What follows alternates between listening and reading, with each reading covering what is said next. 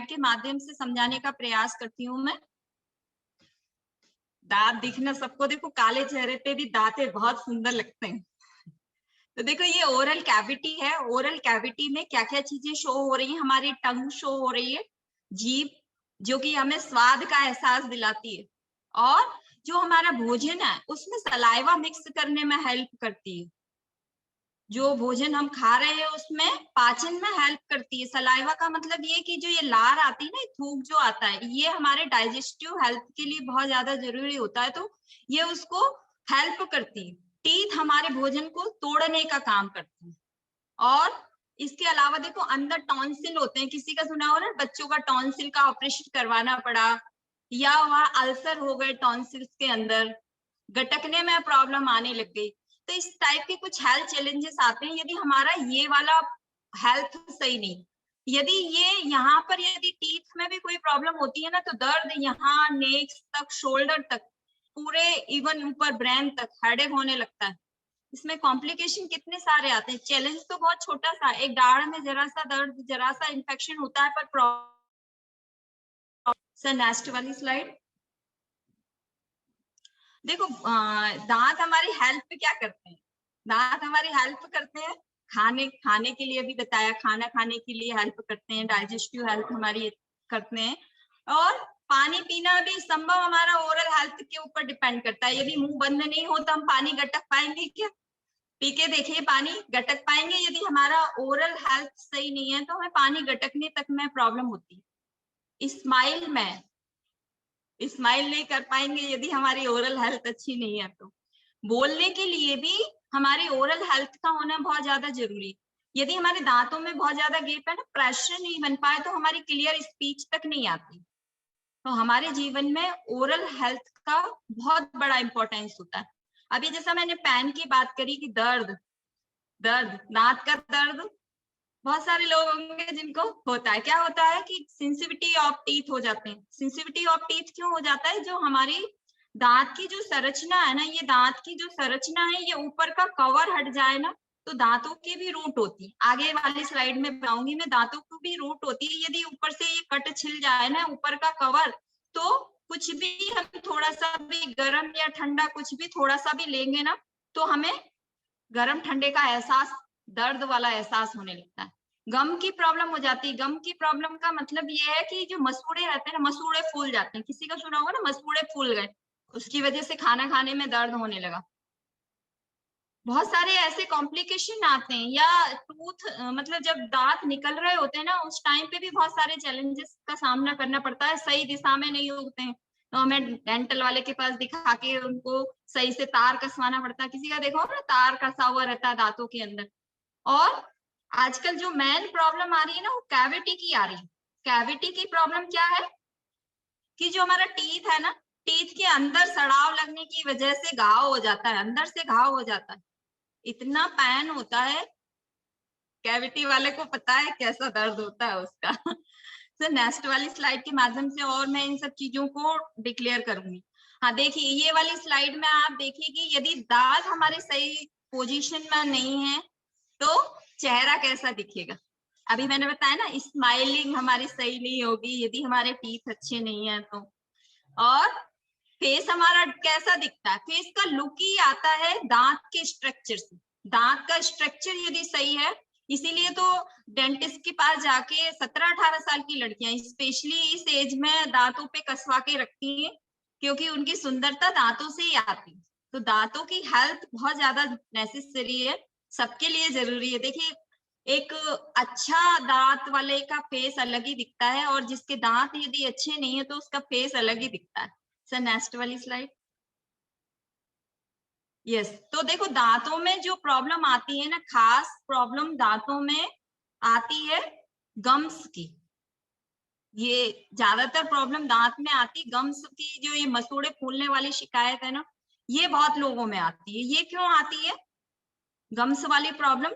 कि जो है हम लोग उसका केयरिंग ठीक से नहीं करते। जो हमें हमारे नॉर्मली रूटीन में हमारी लाइफ स्टाइल खराब होने की वजह से उसकी केयरिंग ठीक से नहीं हो पाए ना, तो प्रॉब्लम आती है। इसके लिए जो लोग टाइम से वाटर का इंटेक नहीं करते, खाना पीना यदि ठीक से नहीं होते, देखो ये चीजें ना एक दूसरे से जुड़ी हुई है। कैसे? ये जीआई ट्रैक्ट मतलब कि गैस्ट्रो इंटेस्टाइनल ट्रैक्ट का हिस्सा है माउथ। जो भी हमने खाना खाते हैं वो हमारे सबसे पहले मुंह से गुजरता है, मुंह से गुजरने के बाद स्टमक में जाता है, पूरी प्रोसेस होती है भोजन की, यहाँ से शुरू होता है। यदि हमारी डाइजेस्टिव हेल्थ अच्छी नहीं है ना, तो हमारी ओरल हेल्थ भी अच्छी नहीं हो पाएगी, क्योंकि ये यहीं से ही जुड़ के शुरुआत होती है।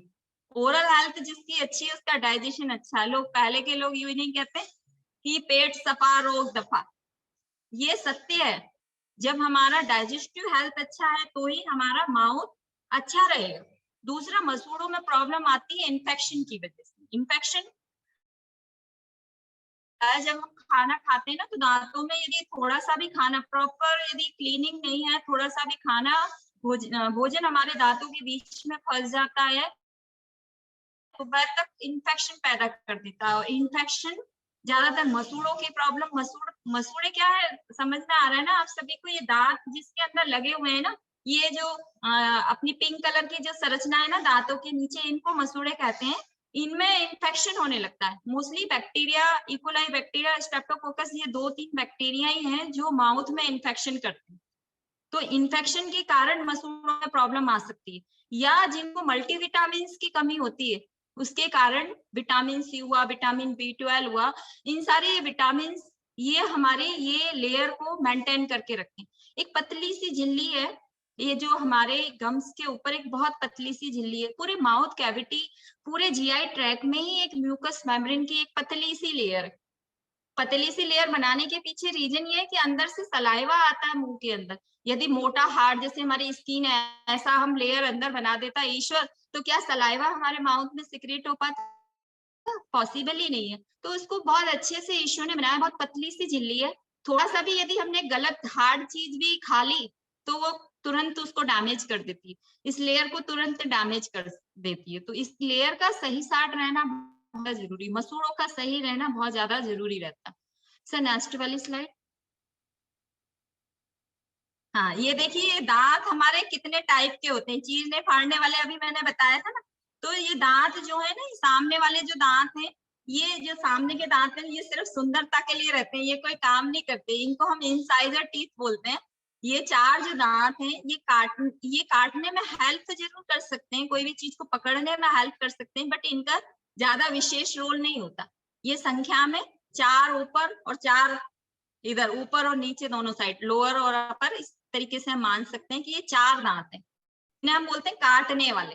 और फिर इसके अलावा ये साइड में मसूड़े, ये जो खीले हैं ना, इनको बोलते हैं केनाइन दांत, फाड़ने वाले। ये कोई चीज को अपन ऐसे करके फाड़ देते हैं ना, ये संख्या में ये 2 नीचे एक एक है, एक साइड में एक एक ही है ना, ये 2 और ये 2, 4 हो गए। और इसके अलावा थोड़ा सा हम अंदर जाते हैं तो ये प्रीमोलर होते हैं। प्रीमोलर 2 इधर, 2 इधर, 2 ऊपर और 2 इधर, ये संख्या में प्रीमोलर। ये खास दांत यही, इनको हम दाढ़ बोलते हैं ना, दाढ़। ये दांत दाढ़ में ही ज्यादातर कैविटी होती है, ज्यादातर इनसे ही फंक्शन होता है हमारे भोजन के लिए, तोड़ने काटने में जो भी मतलब चीजें रहती हैं, उन सब का फंक्शन इसी से होता है। और फिर इसके और पीछे यदि हम जाते हैं ना, प्री मोलर के पीछे मोलर टीथ होते हैं। ये भी संख्या में 4 है, मतलब 4 टोटल है, 2 ऊपर 2 नीचे, इस तरीके से। और फिर इसके पीछे अक्कड़ दाढ़ आती है, वो भी संख्या में 2 नीचे की तरफ, एक एक ऊपर की तरफ, तो संख्या में 4 हुई। इस तरीके से हमारा पूरा माउथ का बनता है 22 टीथ का, है ना। अब ये बनते कैसे हैं? ज्यादातर जो दांत है वो कैल्शियम का बना हुआ रहता है। और कौन कौन से मिनरल्स हैं? कैल्शियम है, मैग्नीशियम है, फास्फोरस है। इन मिनरल्स से ही हमारा दांत बनता है। जो न्यूट्रिशन हमारी हड्डियों को चाहिए ना, जो हमारे बोन्स को जो न्यूट्रिशन चाहिए, वही हमारे टीथ को चाहिए, उसी से ही हमारा टीथ डेवलप होता है। जैसे हम हड्डी को यदि तोड़ते हैं तो हम क्या बताते हैं कि बोन मैरो है, बोन मैरो के अंदर ब्लड का निर्माण होता है, खून बनता है।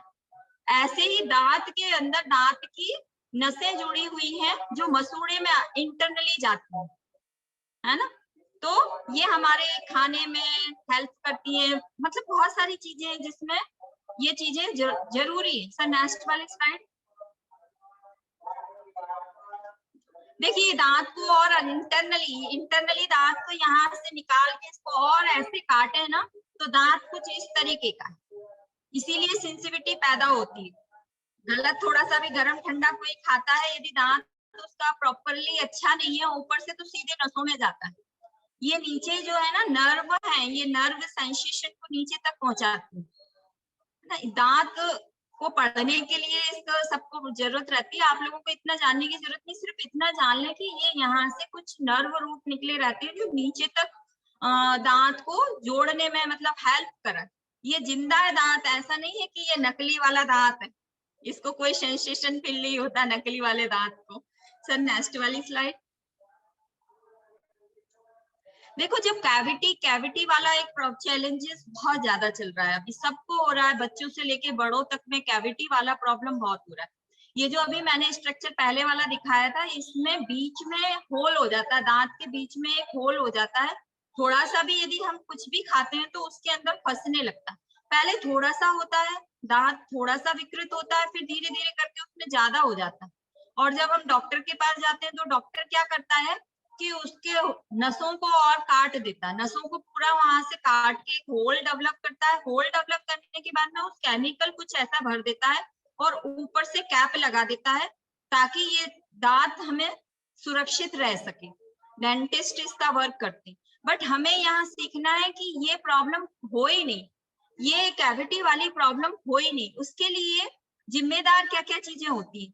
एक तो जो ज्यादातर शुगर वाली चीजें खाते हैं ना बच्चों को भी कैविटी होने लगी। आजकल 5-6 साल के बच्चे में दांत निकले और कैविटी वाली प्रॉब्लम शुरू हो जाती। बड़ों में स्पेशली महिलाओं में जब प्रेगनेंसी टाइम आता है ना, उस टाइम में अनसन खाती है तो उसके कारण कैविटी वाला प्रॉब्लम बहुत ज्यादा आता है। क्या होता है कि शुगर वाली चीजें जो कार्बोहाइड्रेट वाली चीजें हैं ना, इनमें तुरंत ही वो सड़ने गलने लगती हैं। तो माउथ यदि क्लीन प्रॉपरली नहीं है तो वो सड़ के बैक्टीरिया बनाती है, बैक्टीरिया फिर उस जगह को और ज्यादा बढ़ाने में हेल्प करने लगता है। तो दांत के बीच में एक कैविटीज बन जाती है ना। तो हम इसे बच सकते हैं यदि हमें प्रॉपरली जानकारी है कि किससे हो रहा है। नेक्स्ट वाली स्लाइड देखो। दांत यदि हमारे सही नहीं है ना, हमारी ओरल हेल्थ यदि सही नहीं है ना, तो इतने सारे हेल्थ चैलेंजेस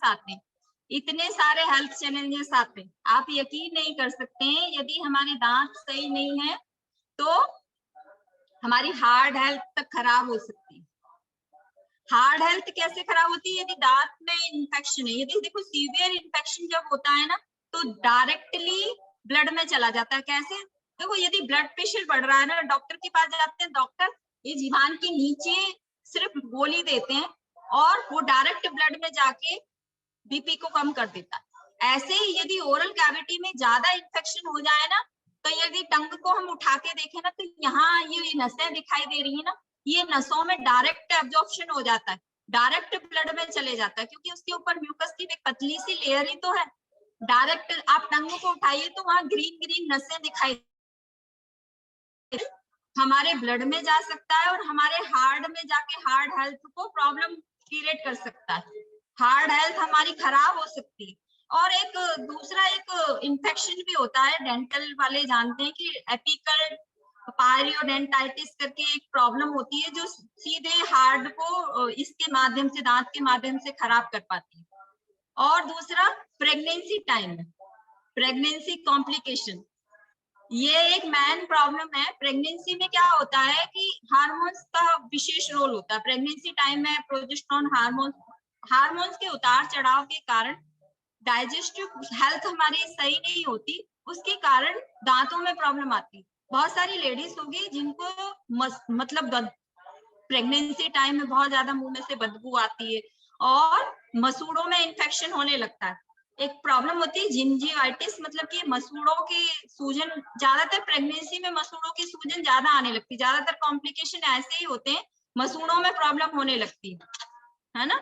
तो ये प्रेगनेंसी में जिंजिवाइटिस होना बहुत ज्यादा कॉमन प्रॉब्लम है जो प्रेगनेंसी में होती है, बट उसकी वजह से बच्चा अबॉर्शन भी हो जाता है, बीच में ही प्रेगनेंसी टाइम में अबॉर्ट करवा, खतरनाक इन्फेक्शन होते हैं यदि हमने हमारी ओरल हेल्थ को अच्छा नहीं रखा था।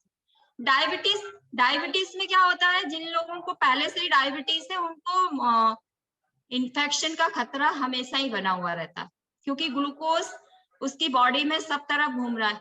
ग्लूकोज भी इन्फेक्शन कहीं भी कर सकता है, यदि उसने प्रॉपरली ध्यान नहीं दिया है तो डायबिटीज की वजह से कैविटी भी हो सकती है, डायबिटीज की वजह से उसके ओरल हेल्थ में कुछ भी चैलेंजेस आ सकता है, क्योंकि उस टाइम में बैक्टीरिया वायरस इतनी जल्दी ग्रो करता है। मसूड़ों में जिंजिवाइटिस अभी मैंने बताया एक प्रॉब्लम होती है, वो प्रॉब्लम खड़ी हो जाती है। दूसरा नेक्स्ट गम डिसीजेस। गम डिसीजेस मतलब ये मसूड़ों की बीमारियां बहुत ज्यादा कॉमन है, मसूड़ों में सूजन तो आती है।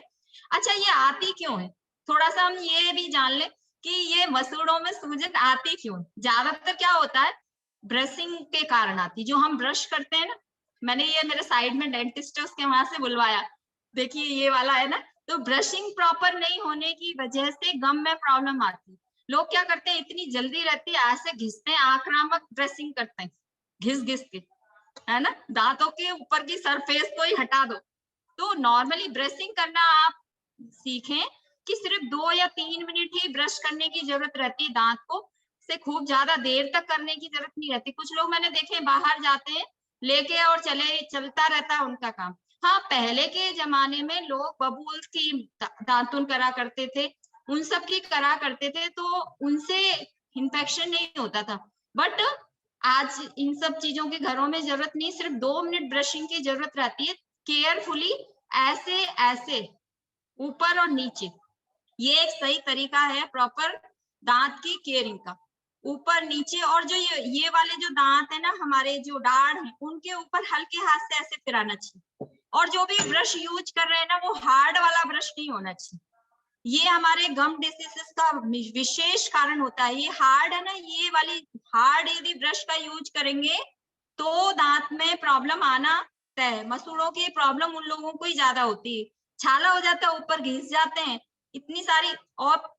और गम प्रॉब्लम क्या आती है, जो ब्रश करते ही नहीं, कुछ तो बहुत ज्यादा करते हैं और कुछ करते ही नहीं है ना।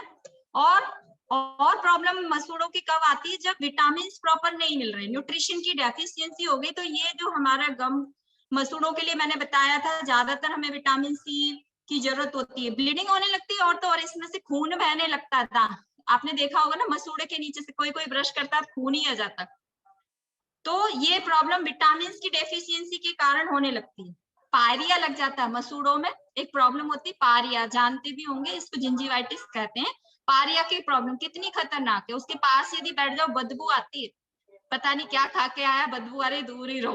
तो इतनी सारी मतलब प्रॉब्लम होती, लोग हमारे पास बैठने में डरने लगते हैं, है ना। तो इतने सारे डेंटल की प्रॉब्लम आती है, दांत सड़ने लगता है, कैविटी होने लगती है, और दांत रेस्पिरेटरी तक हमारा, देखो यहाँ से ही शुरुआत हो रही है, यहाँ से भोजन अंदर जा रहा है गट हेल्थ के लिए, यहाँ से हम सांस ले रहे हैं, नाक का रास्ता भी यहीं से होके गुजर रहा है, तो सांस ले रहे हैं तो हमारे रेस्पिरेटरी तक इन्फेक्शन जाता है, लंग्स में इन्फेक्शन हो जाता है, और तो और हमारे स्ट्रोक तक आ जाता है, ब्रेन हैमरेज तक हो सकता है, ब्रेन में भी मतलब नसें फट सकती हैं यदि हमारी ओरल हेल्थ सही नहीं है तो। सर नेक्स्ट वाली स्लाइड। और देखिए, देखो ये अभी मैंने बताया था कैविटी वाली प्रॉब्लम बहुत ज्यादा कॉमन है। तो ये बैक्टीरिया रहते हैं, ये बैक्टीरिया की वजह से दांत के बीच में एक कैविटी बनने लगती है, या मसूड़ों में गम डिसीजेस का कारण भी बैक्टीरिया हो सकता है। अभी मसूड़ों के ऊपर तो मैंने बताया कि कैसे कैसे होता है, प्रॉपर ब्रशिंग नहीं करने की वजह से, या जो है बहुत ज्यादा ब्रश करने की वजह से, बहुत सारे इसके कारण रहते हैं। या मीठा जो लोग बहुत ज्यादा खाते हैं, कार्बोहाइड्रेट वाला फूड जो खाते हैं, जिनकी लाइफ स्टाइल में पानी भी नहीं पीते, उन लोगों को, क्योंकि ड्राई माउथ हो जाता है, माउथ मतलब ड्राई माउथ का मतलब कि जो सलाइवा है प्रॉपरली नहीं मिल पाता, इसीलिए बोला जाता है कि आप रात में ब्रश करके सोइए। यदि आप ब्रश नहीं कर रहे हैं, ऐसी सिचुएशन में नहीं कर पा रहे हैं, तो ये पानी भरिए, चारों तरफ घुमाइए उसको और बाहर फेंक दीजिए, उससे भी हमारे दांत है ना क्लीन होने में हेल्प मिलती है। यस सर, नेक्स्ट वाली स्लाइड। और तो और देखिए कि कितना लोग अवेयर नहीं है, क्या खाते हैं, गुटखा, पान, तम्बाकू, कुछ भी खा लेते हैं। अच्छा अच्छा, उस पे लिखा भी रहता है, ऐसा नहीं है। आप देखेंगे, देखिए ये सबके ऊपर लिखा हुआ रहता है, तम्बाकू से मुंह का कैंसर होता है। इवन जो तम्बाकू है उसके ऊपर भी लिखा है, पर लोग कितने भोले हैं, फिर भी खा लेते हैं ना। बहुत सारे आपके परिवार में होंगे, बहुत सारे आसपास होंगे जो कहीं भी जा रहे हैं खाना खाने के बाद में, तो ये हमारे ओरल हेल्थ को कितना इफेक्ट डालता है। आप देखिए उसके टीथ कैसे होंगे, उसके दांत कैसे होंगे, जो इन सब चीजों का सेवन कर रहा है। सबसे पहले तो उसकी सुंदरता ही चली गई, फिर 60 तरह के विषैले पदार्थ उसके अंदर जा रहे हैं। एक सिगरेट पी रहा है, स्मोकिंग कर रहा है, 60 तरह के निकोटीन में के साथ साथ 60 तरह के कुछ विषैले पदार्थ, कुछ केमिकल हमारी बॉडी के अंदर जाते हैं, जिनके कारण हमें ये एक दिन में बीमारी नहीं होती कि एक बार खाया तो बीमारी हो जाएगी, पर ये धीरे धीरे इफेक्ट आना शुरू होते हैं। धीरे धीरे क्या इफेक्ट आना शुरू होते हैं, आप देखेंगे कि जो सिगरेट पीता है ना, मेरे यदि पास में भी कोई है ना, तो उसकी बैड स्मेलिंग आने लगती है, बदबू आने लगती है उसके मुंह से ही कि ये कैसा है कैसा नहीं। गम डिजीजेस उसको ही होती है, मसूड़ों की प्रॉब्लम उसको ही बहुत ज्यादा होती है, मुंह के कैंसर उसी को ही होते हैं ज्यादातर।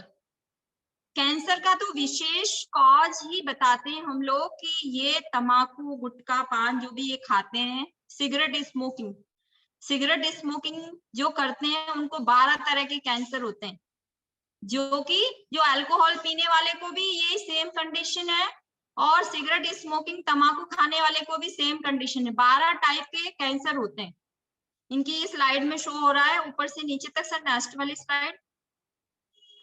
अल्कोहल की वजह से भी इतने सारे ही कैंसर होने की संभावना है, ब्रेन से लेके ऊपर से शुरू करें तो ब्रेन में कुछ भी प्रॉब्लम हो सकती है, उसको नींद नहीं आएगी, टेंशन, स्ट्रेस, एंजाइटी इतनी सारी होने लगती।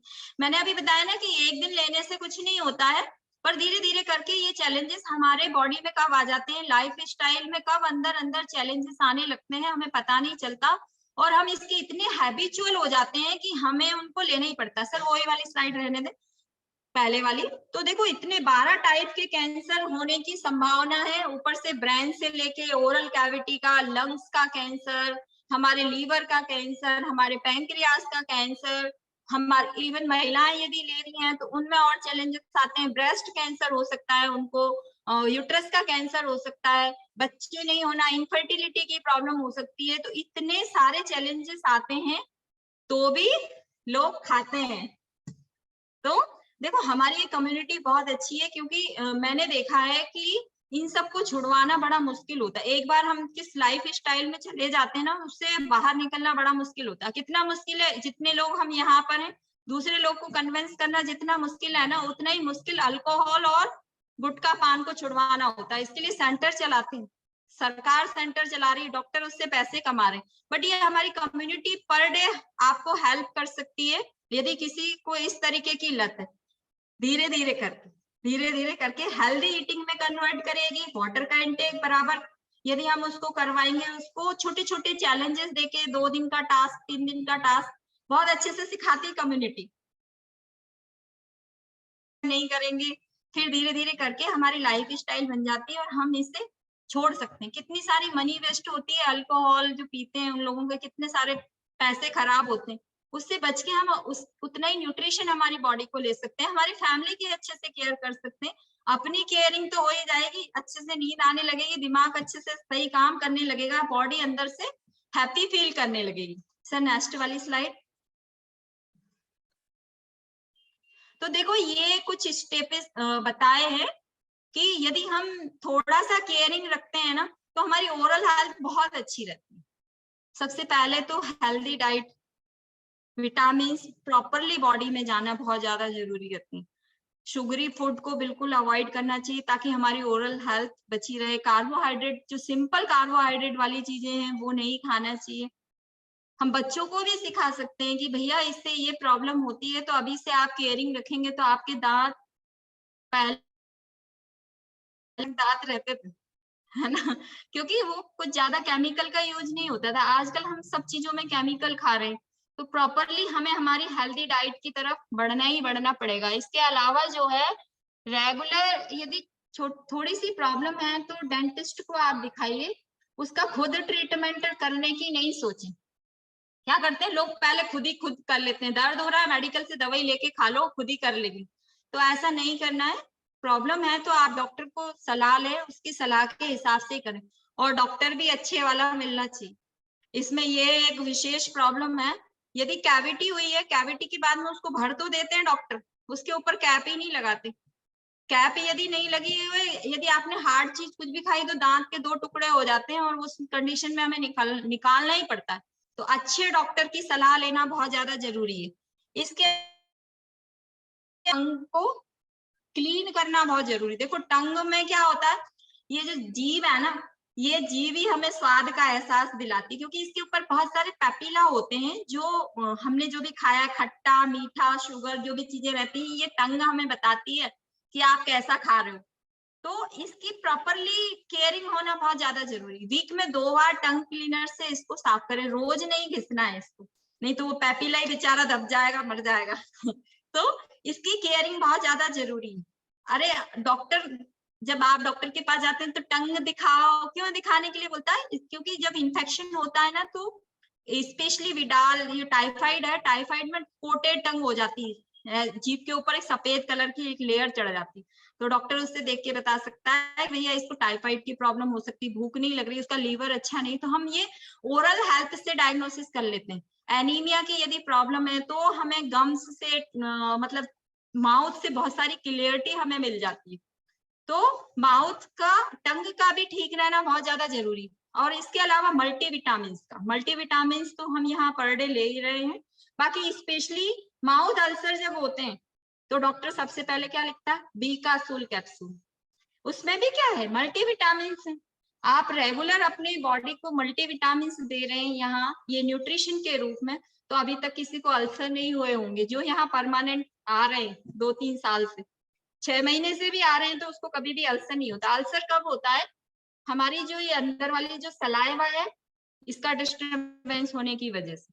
जिन लोगों की डाइजेस्टिव हेल्थ अच्छी नहीं है, जिनको प्रॉपरली विटामिन नहीं मिल रहा है, जो प्रॉपरली वाटर का इंटेक नहीं कर रहे हैं, और एंजाइटी स्ट्रेस वाले अल्सर, पता नहीं चलता है कि अल्सर का कारण क्या है।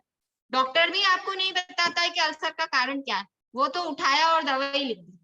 कुछ कुछ डॉक्टर तो इतने महान होते हैं, एंटीबायोटिक्स का अल्सर में ज्यादा विशेष रोल नहीं होता, बहुत ज्यादा डीप घाव हो गया तो एंटीबायोटिक लेना चाहिए, बट वो उसको भी लिख देते। और और क्या प्रॉब्लम आती है, कुछ लोगों को मैंने देखा है, खाना खाया, दांत में कुछ फंसा नहीं फंसा, एक उतनी लंबी वो काड़ी को क्या बोलते हैं, टूथपिक, है ना, वो टूथपिक से ऐसे ऐसे करते रहते हैं, वो बहुत गलत है, उसको कभी भी नहीं करना चाहिए। उससे मसूड़ा डैमेज हो सकता है, गम्स की प्रॉब्लम हो सकती है, वो टूट गई ना तो डेंटिस्ट के पास जाना पड़ेगा। बीच में यदि कुछ फंसता है ना, 2 दांतों के बीच में यदि किसी को बाय चांस कोई प्रॉब्लम होती है ना, तो मेडिकल पे इस टाइप के या इस टाइप की चीजें मिलती हैं, आप उनका यूज करके केयरफुली उससे निकाल सकते हैं, या आप अपने पास के डॉक्टर की सलाह ले सकते हैं इसको केयरिंग के लिए, जिसको प्रॉब्लम हो जाती है उसके लिए। इसके अलावा सिगरेट स्मोकिंग और ये सब चीजें नहीं लेना है, उनके साइड इफेक्ट मैंने अभी बताया, कैसा तो माउथ हो जाता है, कितनी बुरी बदबू आती है, इन सब चीजों का यूज नहीं करना है।